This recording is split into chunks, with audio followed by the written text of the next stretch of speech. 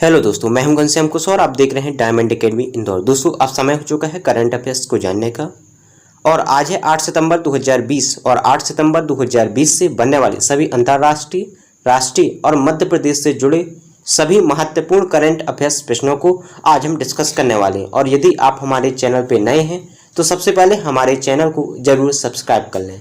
चलिए बात करते हैं आज के पहले प्रश्न की।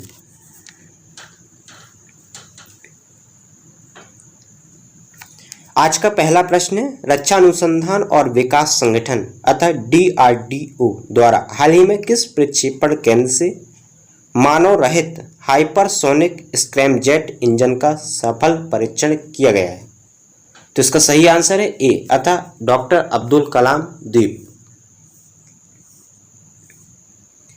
दोस्तों, उड़ीसा तट पर स्थित डॉक्टर अब्दुल कलाम द्वीप से हाल ही में DRDO द्वारा विकसित मानव रहित हाइपरसोनिक स्क्रैमजेट इंजन का सफल परीक्षण किया गया है और Bharat hypersonic technology demonstrator vehicle अर्थात HSTDV का सफल परीक्षण करने वाला दुनिया का चौथा देश बन गया है।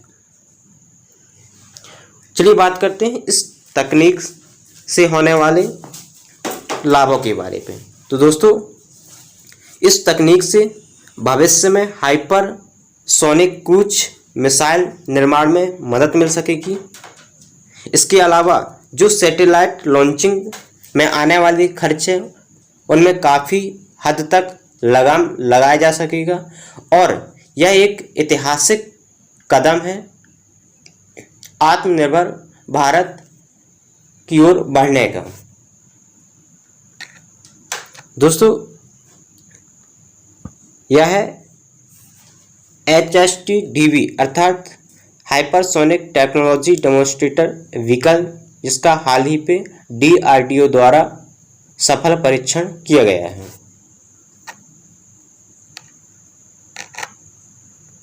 अगला प्रश्न है, हाल ही में अंतर्राष्ट्रीय स्वच्छ वायु दिवस का आयोजन कब किया गया है?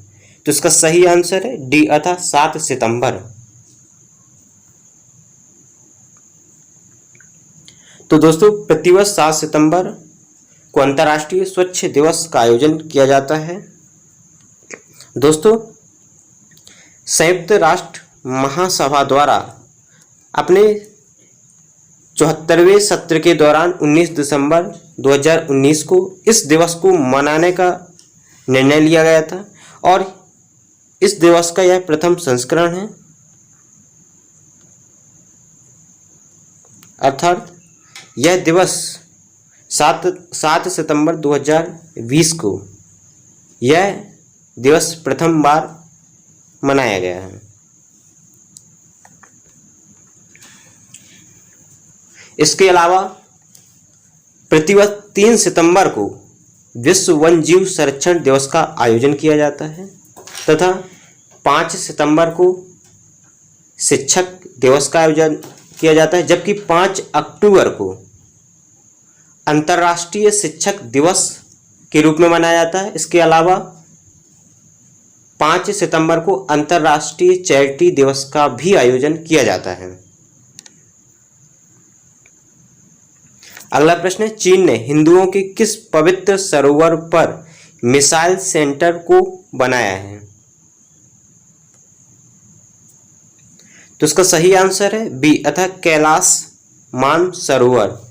दोस्तों, भारत और चीन के मध्य लगातार विवाद जारी है और इस विवाद के चलते चीन द्वारा कैलाश मानसरोवर में एक मिसाइल सेंटर को निर्मित किया है और इस सेंटर में चीन द्वारा DF-21 मिसाइल को तैनात किया है और यह मिसाइल जमीन से हवा में मार करने वाली एक बैलिस्टिक मिसाइल है और इसकी रेंज लगभग 2200 किलोमीटर है।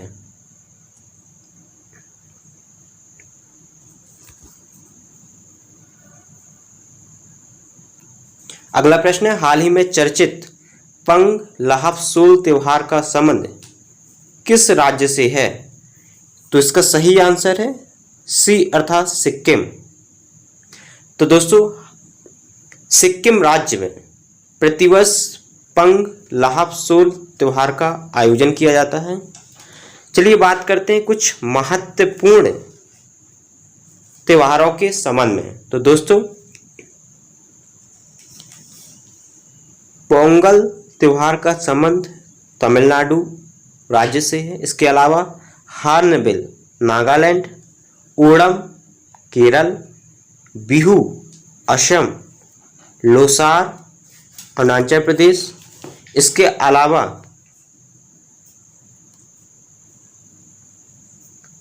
याओसंग मणिपुर, बोनालू तेलंगाना, लोहड़ी पंजाब और गरबा गुजरात में मनाया जाता है। दोस्तों ये सभी बहुत ही महत्वपूर्ण त्यौहार हैं जो अक्सर प्रतियोगी परीक्षाओं में पूछे जाते हैं।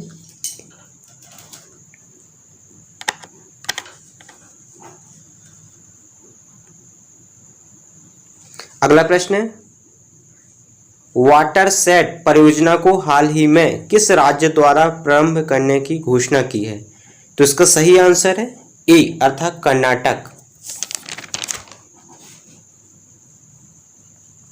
तो दोस्तों हाल ही में कर्नाटक सरकार ने वाटरशेड परियोजना को प्रारंभ करने की घोषणा की है और यह परियोजना कर्नाटक और विश्व बैंक की सहायता से लगभग 10 लाख हेक्टेयर बंजर भूमि को वाटरशेड विकास के तहत लाने के लिए लगभग 600 करोड़ रुपए की परियोजना का शुभारंभ किया गया है, जिसमें कर्नाटक सरकार 180 करोड़ जबकि वर्ल्ड बैंक 420 करोड़ को व्यय करेगा।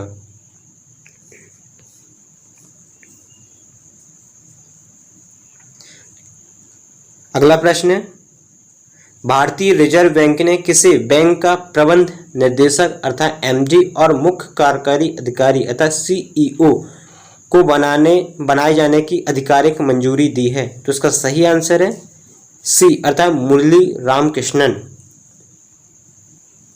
तो दोस्तों हाल ही में मुरली रामकृष्णन को भारतीय रिजर्व बैंक के एमडी अर्थात प्रबंध निर्देशक तथा मुख्य कार्यकारी अधिकारी बनाए जाने की आधिकारिक मंजूरी दी गई है।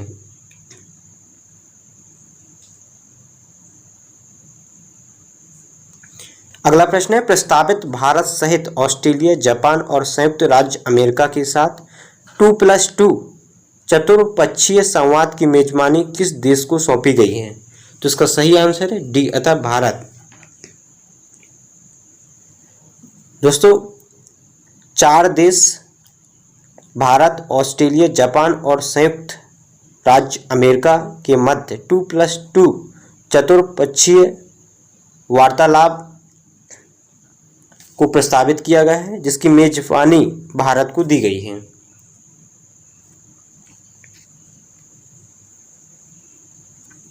अगला प्रश्न है, हाल ही में केशवानंद भारती का निधन हो गया है, इनसे संबंधित मूलभूत ढांचे का सिद्धांत उच्चतम न्यायालय द्वारा कब दिया गया? तो इसका सही आंसर है बी अर्थात 1973।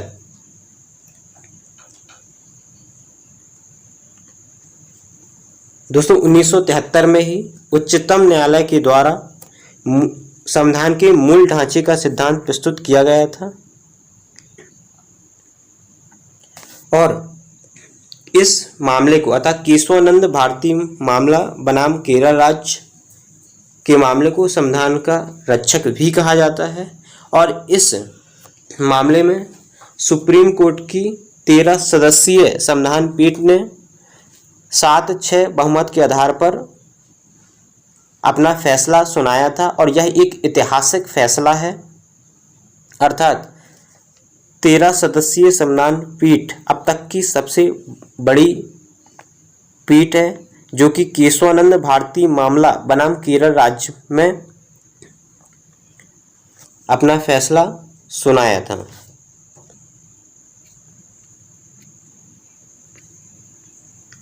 अगला प्रश्न है, क्रिकेटर इयान बेल ने संन्यास का ऐलान किया है, वह किस देश के खिलाड़ी हैं?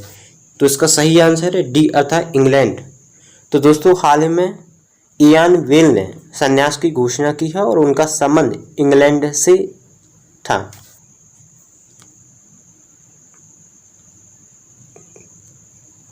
अगला प्रश्न है, स्वास्थ्य एवं परिवार कल्याण मंत्रालय की सचिव रह चुकी प्रीति सूदन को किस अंतर्राष्ट्रीय संगठन के पैनल में अहम जगह मिली है? तो इसका सही आंसर है सी अर्थात WHO।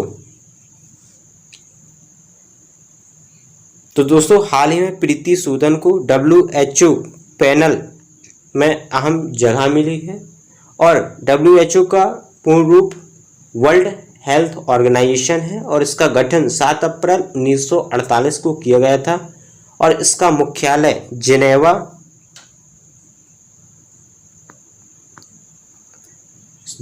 स्विट्जरलैंड में है। अगला प्रश्न है, हाल ही में किस राज्य सरकार के द्वारा ड्रग पार्क को स्थापित करने का निर्णय लिया है? तो इसका सही आंसर है ए अर्थात उड़ीसा। तो दोस्तों हाल ही में उड़ीसा सरकार के द्वारा राज्य में ड्रग पार्क को स्थापित करने का निर्णय लिया है।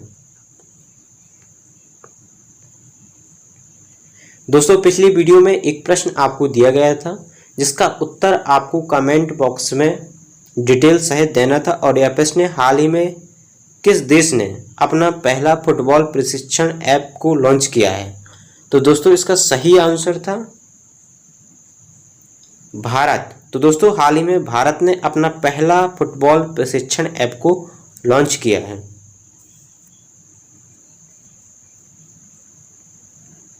दोस्तों पुनः आपको एक प्रश्न दिया जा रहा है जिसका उत्तर आपको कमेंट बॉक्स में डिटेल सहित देना है और यह प्रश्न है, हाल ही में भारत की पहली अंडर वाटर मेट्रो की शुरुआत कहाँ की गई है? तो दोस्तों 4 ऑप्शन दिए गए हैं और इन ऑप्शनों के आधार पर आपको सही उत्तर का चयन कर कमेंट बॉक्स में इसका उत्तर देना है। दोस्तों इस प्रकार हमने सभी अंतर्राष्ट्रीय, राष्ट्रीय और मध्य प्रदेश से जुड़े सभी महत्वपूर्ण प्रश्नों को डिस्कस किया है और यदि यह वीडियो आपको पसंद आता है तो इस वीडियो को लाइक, कमेंट तथा ज़्यादा से ज़्यादा अपने मित्रों तक इस वीडियो को ज़रूर शेयर करें। धन्यवाद।